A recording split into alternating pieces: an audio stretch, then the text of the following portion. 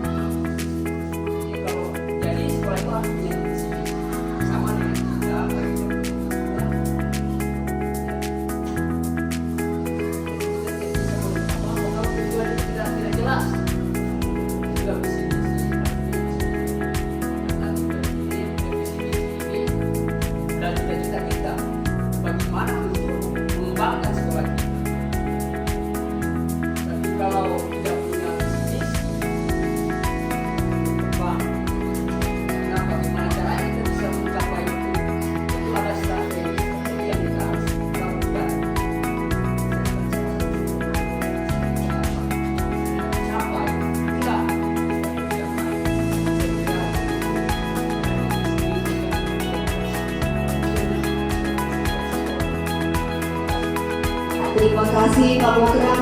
Berikut kami dulu untuk Pak Guru. Ya luar biasa ya pernyataan atau tanggapan dari Pak Program. Benar ya Bapak Ibu dan juga anak-anak bahwa kalau sekolah tidak memiliki VMV atau visi misi tujuan, maka sekolah itu ibarat apa? Kapal ya, kapal di lautan terombang ambing. Makanya visi misi tujuan itu sangat penting, baik itu di sekolah ataupun di individu kita masing-masing. Jadi kalau tidak ada yang kita mau capai, pasti kita tidak akan melakukan langkah-langkah untuk mencapai tujuan. Jadi Bapak Ibu dan anak-anak punya tujuan nggak dalam hidup?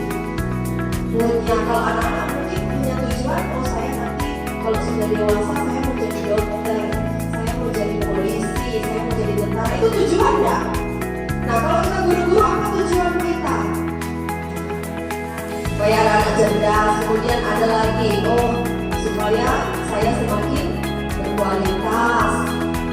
Seperti itu ya. Oke, baik, kita lanjut. Jadi sekarang kita akan menuliskan kalimat penutup cita-cita untuk murid. Jadi ini khusus untuk Bapak Ibu guru ya, anak-anak yang nanti sebentar. Jadi kita memimpikan murid-murid yang apa? Kemudian yang kedua, kita percaya bahwa murid adalah apa? Ya, kita tuliskan ada dua, berarti akan ada dua, saya bagikan post-it kepada Bapak Ibu. Ya.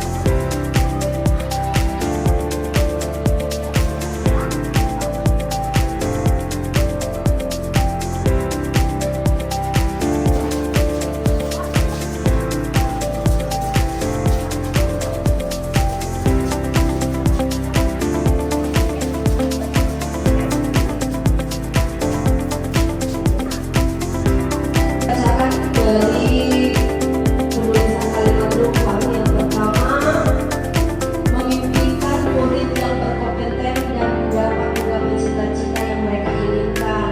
Kemudian yang kedua, memimpikan murid-murid yang berhasil dalam pendidikan, sukses dan tentunya bukan hanya bisa menjadi anak-anak yang berguna bagi masa depan dan bangsa, namun memiliki akhlak yang mulia dalam setiap aspek lahir dan batin ya.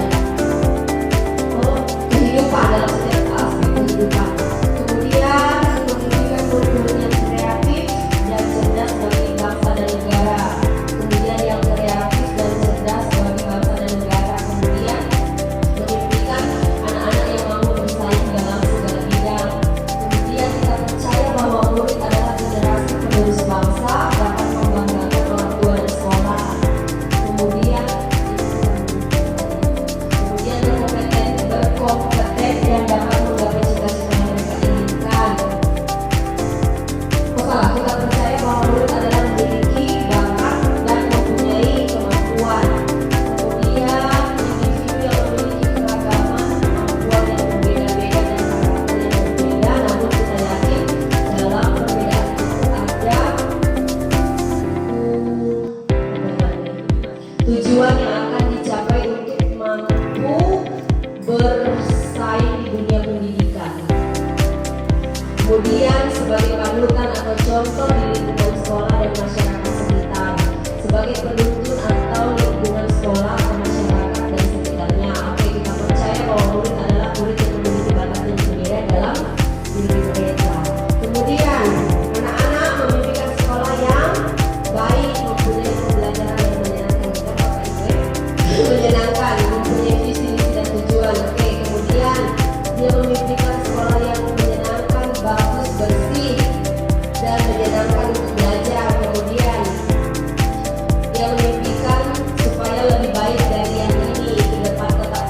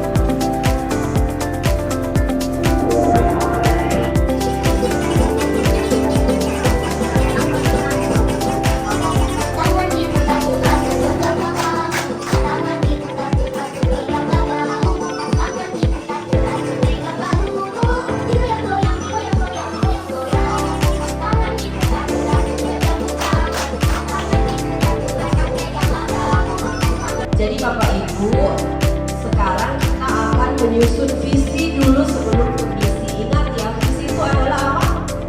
Cita-cita. Kalau misi, langkah-langkah atau strategi. Oke. Visi sekolah kita adalah apa?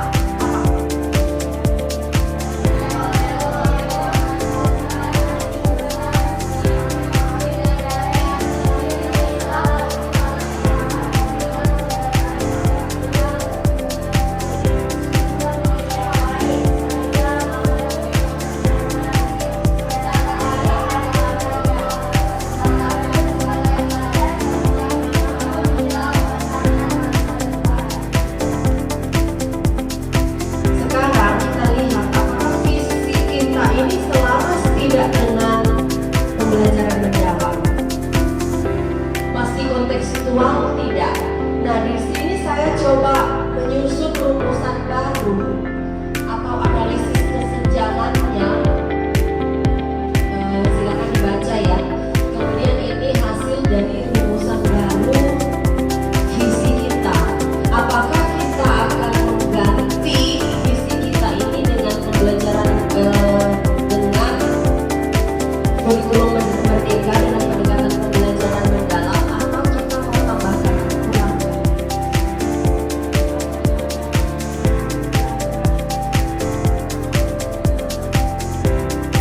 Bermakna ya, jadi ini itu kan yang lama, ini yang baru. Menjadi sekolah yang mampu menumbuhkan insan beriman, berakhlak mulia, kritis, kreatif, kolaboratif, adaptif, dan berbudaya, sehingga peserta didik berprestasi, berkarakter, serta siap menghadapi tantangan masa depan dengan pembelajaran mendalam sepanjang hayat.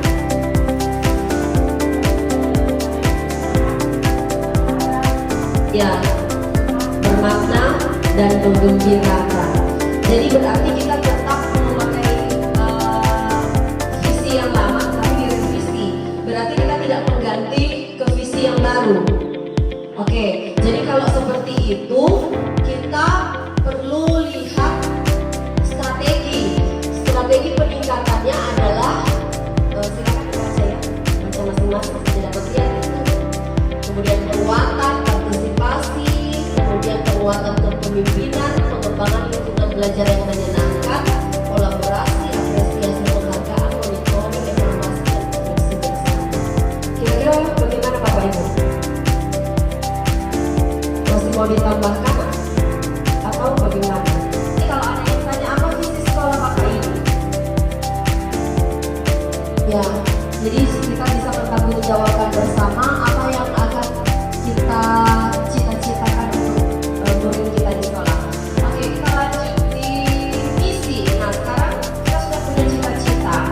Sekarang bagaimana kita mewujudkan cita-cita dari visi kita tadi? Nah, tadi di situ kita punya 6 visi, misi, 6 visi itu ya. Jadi berdasarkan misi kita tadi, kita sepakat bahwa ada tujuan jangka menengah dan jangka pendek dari sekolah kita. Jadi tujuan jangka menengah ada 7, yaitu yang pertama menguatkan kebiasaan nilai-nilai religius, etika, dan ilmu dalam seluruh aktivitas sekolah.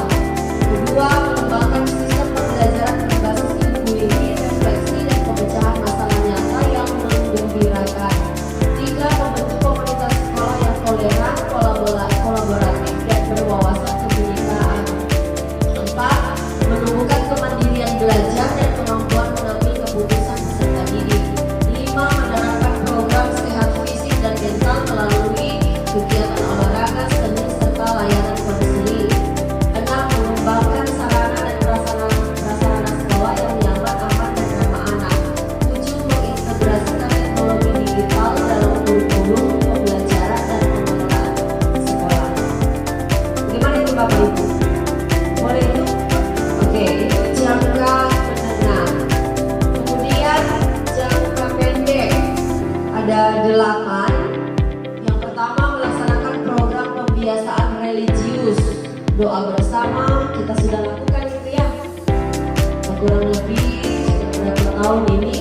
Kemudian yang kedua, membuat kegiatan pembelajaran berbasis proyek yang melatih berpikir kritis, kreatif, dan kolaboratif. Sudah dilakukan itu? Sudah. Kemudian menyelenggarakan forum diskusi dan kegiatan lintas budaya untuk menanamkan sikap toleransi dan demokrasi. Kegiatan lintas budaya.